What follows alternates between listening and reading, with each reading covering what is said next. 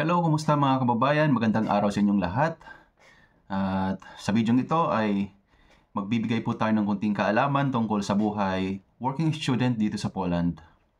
At para magkaroon ng direksyon ng ating pag-uusapan ay bubuhin natin ito sa apat na katanungan na maaaring ito rin ang mga gusto nyong itanong about dito sa about buhay working student dito sa Poland. At ito yung mga katanungan na yon. Pwede bang mag full-time job ang isang working student? Then pangalawa, magkano ba ang pwedeng maging sahod ng isang working student? At ano-anong mga trabaho ang pwedeng pasukan ng isang working student? At pwede bang makakuha ng TRC ang isang working student dito sa Poland? Okay? So, dyan po iikot ang ating usapan sa video ito. Pero disclaimer lamang po na hindi po ako isang estudyante, kundi isa po akong full-time job worker dito sa Poland. Kaya ang mga impormasyon o itong mga isi-share natin sa inyo ay batay lamang po sa mga kakilala natin dito na student dito sa Poland. At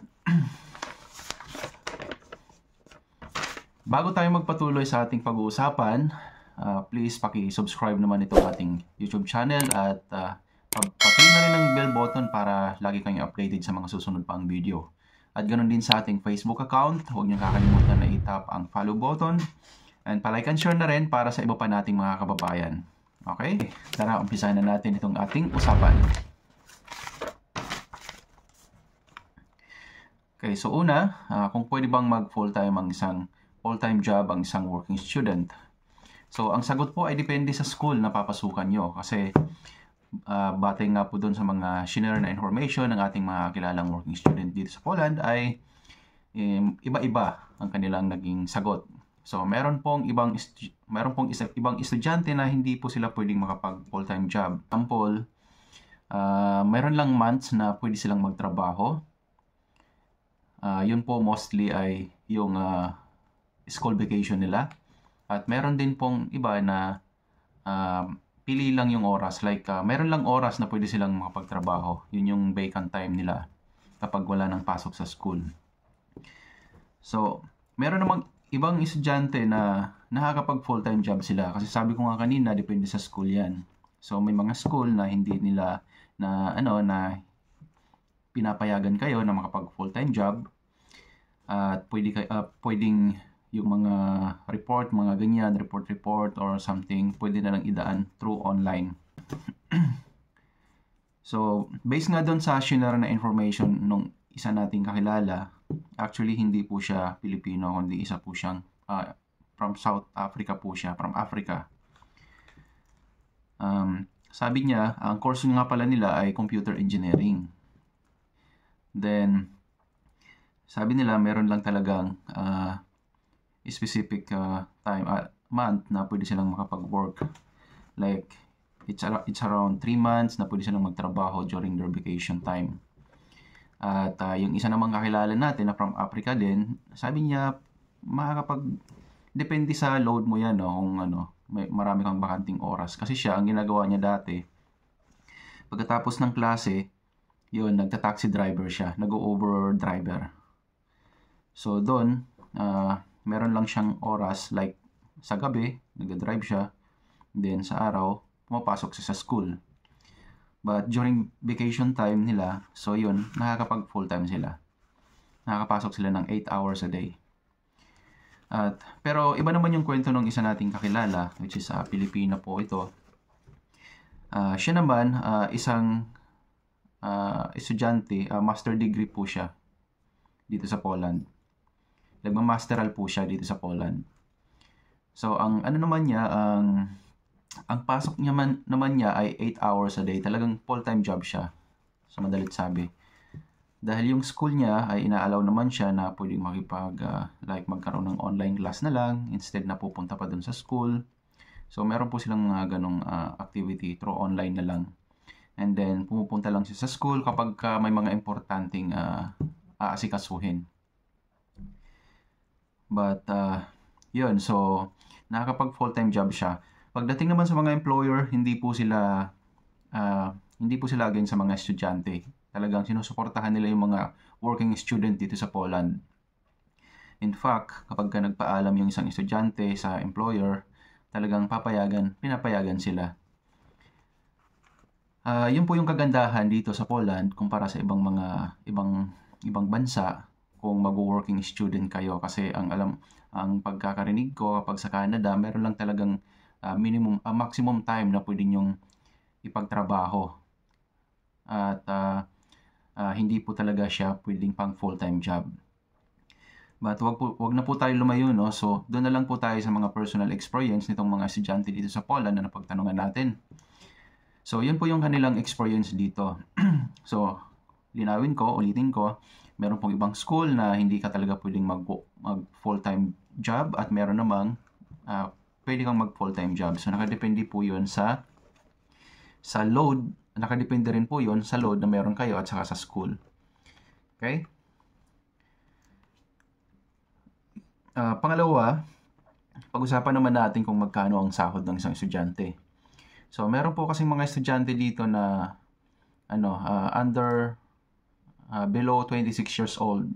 Ang batas po kasi dito, below 26 years old ay hindi pa kayo inoobliga na magbayad ng tax. Then, kapag hindi pa kayo naghulog ng tax, so buo nyo pong makukuha ang inyong gross salary. Like kung 28 zloty po, ngayon sa kasalukuyan ay 28.1 zloty po per hour ang rate dito sa gross. Sa net naman, 22.4 zloty per hour. So, yun po yung minimum, yun po yung natin dito, pasahod. So, yun, kapag under 26 years old ka pa, so, ganun po yung magiging rate mo bilang isang estudyante. So, malaki po yun. Pero may mga babayaran ka rin, syempre, like personal insurance mo, ganyan, para naman kapag nagkasakit ka or something ganyan, covered ka pa rin meron ka pa rin insurance, at hindi ka masyadong mahihirapan sa pagpapagamot kung may mga ganyan. At so, yun po yung salary. Then nakadepende na lang yun sa oras na pinasok nyo. So, kayo na pong bahala mag-compute, no? Nakadepende yun sa oras na pinasok nyo, and then ano pa ba? Doon sa mga estudyante na nagsi-seasonal job lang, kasi nga hindi sila pwedeng mag part-time. So, ang mga trabaho naman na pwede nilang pasukan ay yung mga warehouse, kasi based din to sa experience namin, no? Kasi doon din namin nakilala yung ibang mga estudyante from Africa. So, yung sa warehouse clothing po na yun, yung sa Shein, nagraran lang po siya ng ilang months, like around 2 to 3 months, ganyan. And then, meron lang talagang massive na project, like ipapatrabaho sa inyo. Then, ang hinahire nila mostly talaga, pagka mga ganyan, mga estudyante. Kasi pang seasonal job lang. At saka, dahil nga kapag mga full-time worker, syempre hindi po tayo pumapayag sa mga ganun, no? Kasi pag seasonal job lang, hindi ka matutulungan sa pag-asikaso ng mga documents mo. So, hindi po yun applicable para sa mga full-time job worker. So, yun po, mga warehouse job, ganyan, clothing warehouse job, yung mga ganyan. Minsan naman yung iba nag-work sa mga restaurant during summer, ganyan, sa mga hotel. So, yun po yung karamihan na mga pinapasok na trabaho ng isang estudyante kapag summer vacation. At yung iba naman, kanya-kanyang diskarte, no? Yung iba, yun, tulad nung nakausap ko, nagda-drive siya, nagta-taxi driver siya, ganyan, over driver. Then, namamanage niya yung oras niya kasi pumapasok siya sa araw. Then, sa gabi, mga 3 hours, ganyan, 4 hours, nagta-taxi driver siya. At, ano pa ba? So, sunod nating pag-usapan ay ano ba yung mga... okay, so na-discuss ko na yung pang-apat, no? Kung ano yung mga trabaho na pwedeng pasukin. So, maliban doon sa mga part-time job lang para sa mga seasonal, para sa summer vacation, para sa bakasyon ng mga working student, kung kayo naman ay full-time job, so wala pong wala pong limit. So, lahat po ng trabaho na pwedeng pasukin ng mga full-time job, ng mga full-time worker dito sa Poland, pwede rin po 'yun sa mga estudyante na. Depende sa availability mo, kasi kung katulad nung isang kakilala namin na Pinay, nakakapag full-time job talaga siya kasi hindi naman talaga mahigpit yung school na pinapasukan niya. But, yun nga, napansin ko, no, kasi yung mga African na nakausap ko ay hindi po sila masteral degree. So, baka po merong difference po doon sa bilang estudyante ka sa masteral at saka hindi. Kaya, babalikan ko po kayo pagdating sa bagay na yan. Kasi hindi po ako sigurado kung dahil lang sa masteral degree yung estudyante na to, kaya pwede siyang makapag full-time job. Okay? Then, yung pang-apat na katanungan, pwede bang makakuha ng TRC ang isang estudyante? Itong TRC na to, parang ganito. From student to full-time worker. Like, yung visa mo kasi pagdating dito is student visa. Then, i-convert mo into employment visa. So, pwede po yun. In fact, kasi yung isa nga namin kakilala na Pinay at kasama namin sa trabaho ngayon, ganun po ang nangyari sa kanya sa student visa. Then, nung nag-apply po siya ng TRC, so binigyan po siya, possible po yun. At mayroon pang isang katanungan, idagdag ko lang, kung pwede bang makuha ng estudyante, kung student visa holder ka, pwede mo bang makuha ang iyong husband or wife or children? Nung nakaraan na topic na natin yon sa family reunification law na kapag ka-children nyo, kapag mga anak nyo kukunin nyo, ang pwede lang po is yung mga minor age, like below 18 years old. Yung mga ganun po. Pag above 18 years old or 18 years old and above na, yan, so hindi na po siya accepted. Pero sa husband and wife, kung legally kasal po kayo, yun po pwede po talaga. So pwede mo siyang i-apply para makuha mo siya dito under family reunification law. At pagdating naman sa student visa, hindi po siya pwede, hindi po siya applicable para sa family reunification. Unless, kung na-convert mo na yung student visa mo, ang requirement naman doon, kailangan at least 2 years yung validity ng visa mo. At least may 2 years validity. At upon application nyo, so ulitin ko lang yon, kailangan meron pang natitirang 1 year na validity itong TRC nyo. Okay, so I think yun lang po muna ang pag-uusapan natin. So sana ay nakapagbigay po tayo ng konting kaalaman tungkol sa buhay estudyante dito sa Poland. Based po doon sa mga kwento nitong ating mga kakilala na student worker dito sa Poland, ay may mga part na talagang may hirapan ka. Lalo na kung hindi ka full-time job din, ikaw lang yung sumusuporta sa sarili mo. Kasi kakapusin ka talaga sa budget. Kasi napakamahal po ng accommodation dito.